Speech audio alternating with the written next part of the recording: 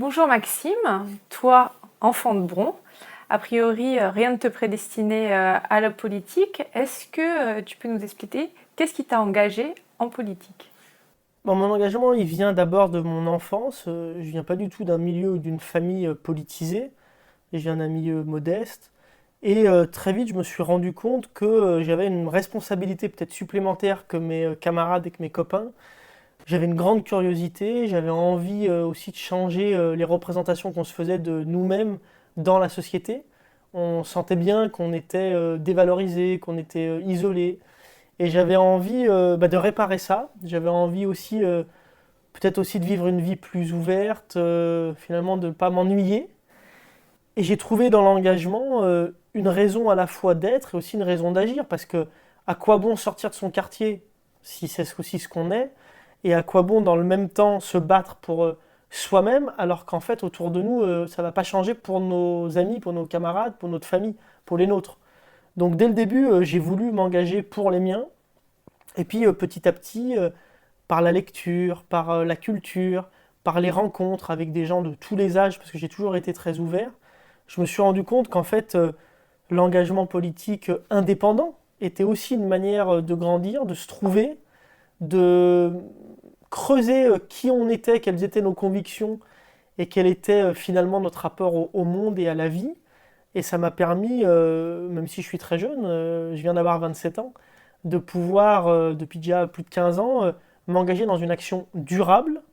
Je trouve finalement assez intéressante parce qu'elle m'a permis autant à moi que à tous ceux et toutes celles et ceux qui travaillent avec moi sur cet engagement politique de grandir et aussi de nous affirmer parce qu'on est dans une société qui, selon nous, ne va pas dans le bon sens. Donc de nous affirmer à la fois en tant que masse et aussi à la fois en tant que critique de la société telle qu'elle est aujourd'hui pour devenir des ferments de transformation pour la société telle qu'on l'imagine demain. Et aujourd'hui, je suis au moment de ma vie où je vais avoir mon premier enfant, donc je me projette encore plus à long terme et j'ai envie de manière encore plus urgente et plus puissante de changer les injustices que je vois autour de moi et je trouve l'appauvrissement général de la pensée et de l'action dans la vie de tous mes concitoyens. Tu t'es présenté en 2012. Qu'est-ce qui te pousse aujourd'hui à te représenter?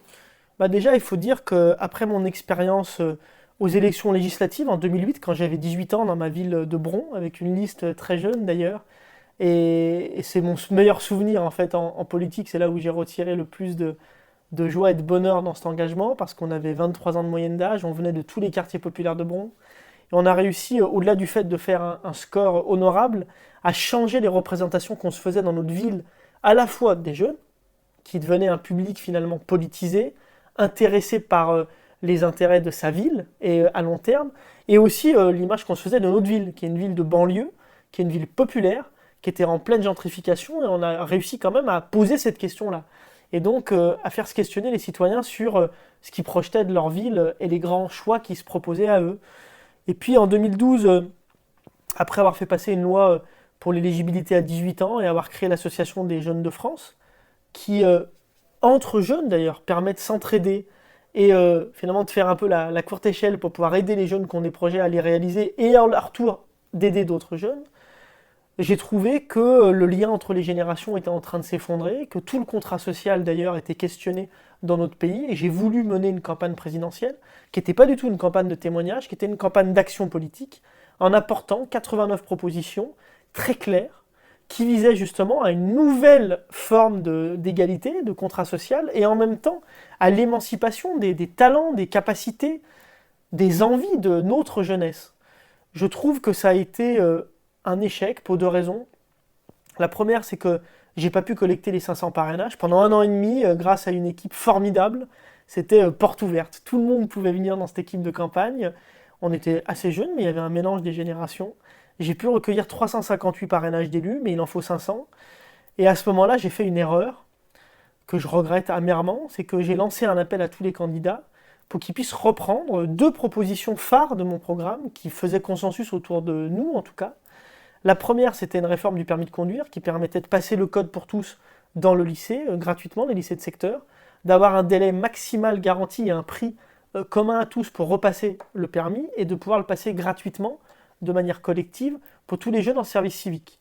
Et une deuxième réforme qui s'appelait la Banque de la jeunesse, qui était un guichet unique qui permettait à tous les jeunes sur le territoire d'avoir accès, quel que soit leur projet, que ce soit individuel ou collectif, économique, culturel, social, de pouvoir être accompagnés, mentorés, et aussi de pouvoir trouver des financements pour réaliser le premier projet de leur vie et créer des réussites individuelles et collectives sur tous les territoires. J'ai lancé cet appel à tous les candidats, j'en connaissais certains parce qu'ils avaient, soit parce qu'ils étaient députés, soit parce qu'ils étaient présidents à l'époque, fait passer la loi sur l'éligibilité à 18 ans. Et celui qui m'a répondu avec le plus d'engagement et qui a repris l'ensemble de ces deux idées, donc la réforme du permis et la Banque de la jeunesse, c'était Sarkozy, le président sortant. Et erreur de jeunesse presque, j'ai décidé donc non pas de rejoindre son parti qui n'est pas le mien, qui ne défend pas mes valeurs, mais en tout cas dans une espèce d'alliance comme ça objective, de le soutenir en vue de la présidentielle pour qu'il reprenne ces idées-là. Alors évidemment, il n'a pas été élu, et derrière, le candidat Hollande, auquel je ne croyais pas, notamment parce que son discours sur la jeunesse était bien beau, mais il n'y avait aucune réelle décision qui pouvait vraiment, selon moi, impacter la réalité des conditions d'existence des jeunes dans ce pays.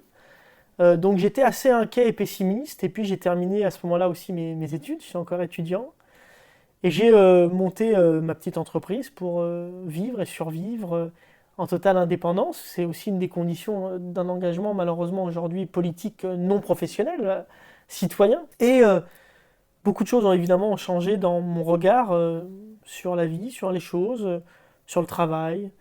Et aussi je trouve que la France, ces 4-5 dernières années, a évolué sur une pente extrêmement dangereuse, à la fois sur les thèmes qui sont ceux de la politique aujourd'hui, qui me semblent complètement passer à côté des réelles préoccupations et des réels enjeux de ce pays, à long terme, et aussi sur la demande des citoyens. C'est-à-dire qu'il y a 5 ans, c'est moi qui allais chercher mes copains, puis dans un deuxième temps, les citoyens de ma génération, puis dans un troisième temps, tous mes concitoyens, pour leur parler de sujets qui me tenaient à cœur. Aujourd'hui, c'est l'inverse.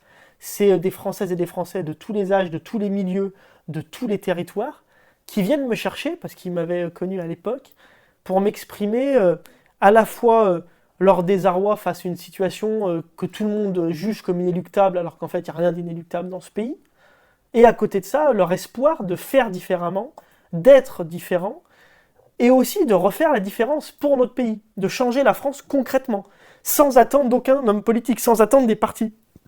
Donc j'ai décidé d'être candidat à l'élection présidentielle en 2017 sur un mode d'action assez différent de celui de 2012, avec une candidature qui pose des questions de fond et qui, de manière complètement ouverte et participative, va proposer aussi aux Français de se positionner sur des grands enjeux que sont par exemple la mutualisation face à, dans plein de secteurs, un capitalisme primitif, égoïste et finalement assez, je dirais, dangereux pour notre société, face aussi à un monde où l'écologie aujourd'hui finalement est devenue un enjeu économique alors que c'est avant tout un enjeu éthique, un enjeu humain, où la démocratie n'est plus du tout finalement actuelle, n'est plus du tout valable et réelle dans la plupart des décisions qui sont prises au nom du peuple, mais pas avec et pour le peuple.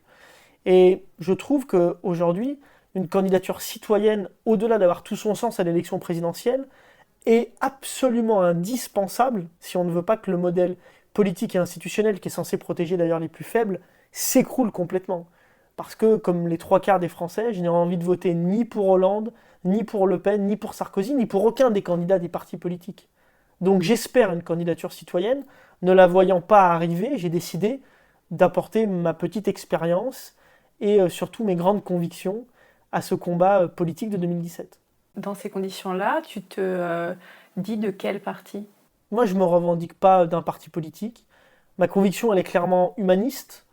À long terme, elle est qu'il faut créer à l'échelle européenne une république sociale et une réelle démocratie, dans les faits. Donc je me situe plutôt dans la filiation de grands hommes politiques qui ont pris à certains moments donnés de l'histoire ce genre de position. Jaurès, par exemple, en fait partie, mais de l'autre côté, De Gaulle aussi. Pour autant, je me revendique d'aucun modèle, et j'ai envie de dépasser ce clivage pour poser la question de base, qui est une question de citoyenneté, qui est une question de participation. Moi, je considère qu'aujourd'hui, on a, nous, peuple français, le pouvoir sur ces élections.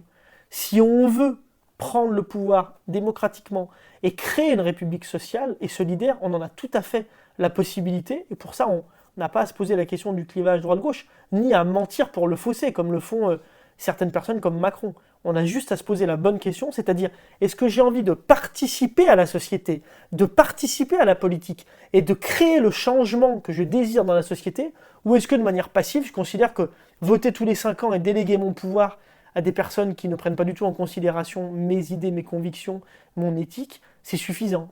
Donc, je me situe clairement du côté de l'engagement citoyen, clairement du côté de l'action politique, clairement du côté, je dirais, d'un optimisme non pas naïf, béat, mais une forme de pessimisme actif, en fait, qui permettrait aujourd'hui à des citoyens de se réapproprier des sujets politiques et des prises de décision.